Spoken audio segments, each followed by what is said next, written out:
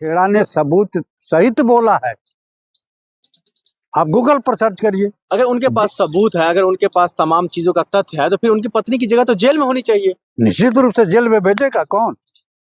आसाम का मुख्यमंत्री हेमंत बिस्वा शर्मा। हेमंत बिस्वा शर्मा जेल भेजेगा, जिसको जेल जाने की तैयारी है।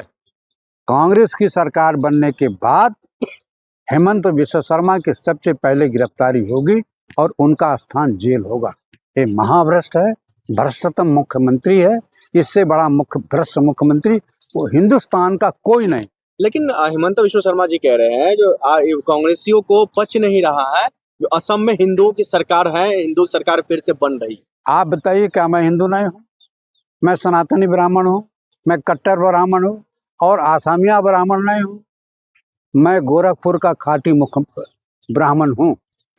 मैं कह रहा हूँ कि उनके अंदर ब्राह्मणत्व है। अगर ये ताकत है तो बताए कोई भारतीय जनता पार्टी क्यों स्वीकार किया? उनकी हिम्मत है? कह रहे राष्ट्र के लिए हम लोग काम कर रहे हैं, हमारे पत्नी पर एलिगेशन झूठा है, हमारे पास कोई अवैध संपत्ति नहीं है। उनके सारे के सारे धन अवैध कमाई का है। वो अवैध कमाई करके जल, जंगल और जमीन कब्जा करके, यह आसाम की हजारों एकड़ जमीन आज भी गवाही देता है कि हेमंत बिस्वा शर्मा के परिवार ने कब्जा कर रखा है।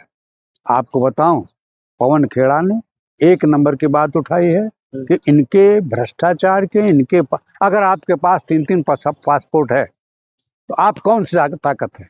आप कौन से हिंदुस्तान के नागरिक हैं कि आपके पासपोर्ट की जांच न हो? आप हेमंत बिस्वा शर्मा भारतीय जनता पार्टी के मुख्यमंत्री हैं, उनकी पत्नी है, इसलिए आप 3-3 4-4 पासपोर्ट बनवाएंगे? तो इसका जांच करेगा कौन? अगर सीबीआई, ईडी जांच करे तभी आप लोगों को भरोसा होगा। क्यों नहीं जांच कर रहे हैं? क्यों नहीं बोल रही है?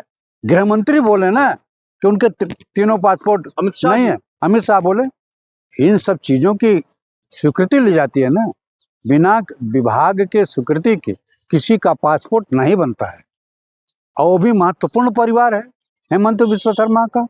भारतीय जनता पार्टी में अपने को दबंग का मुख्यमंत्री मानते हैं, लेकिन कांग्रेस और असम की जनता ये मानती है कि सबसे भ्रष्टतम मुख्यमंत्री असम का मुख्यमंत्री हेमंत बिस्वा आने शर्मा। वाले समय में क्या लग रहा है, क्या कुछ देखने को मिलेगा? देखिए, लोग लगातार कह रहे पवन खेड़ा को हम जेल में डालेंगे, वो कितना भी छुप ले, भगौरा बन जाए। तब उनकी सरकार बनेगी तब ना।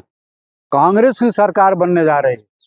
जनता आसाम का निर्णय ले लिया है, वोट दे दिया है कि वहां बीजेपी की सरकार बुरी तरह से हार रही है। इसीलिए हेमंत बिस्वा शर्मा पूरी तरह से बौखलाए, पगला गए हैं, हिम्मत हार गए हैं।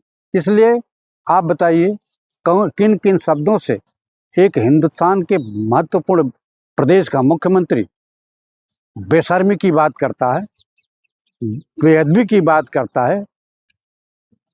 हेमंत बिस्वा शर्मा ने किन किन शब्दों से पवन खेड़ा जी को संबोधित किया है, मुझे कहने में भी शर्म आती है। लेकिन फिर पवन खेड़ा की भी ना कहीं गलती है, जो आप जो है पासपोर्ट को लेकर के आप प्रेस कॉन्फ्रेंस करते हैं, लेकिन आप सोर्स नहीं बता रहे हैं। आप बताइए, इन्हीं के दल के लोग तो मुझको दे रहे हैं समाचार। इनके पत्नी के पास घर का बेदिया लंका रहा है।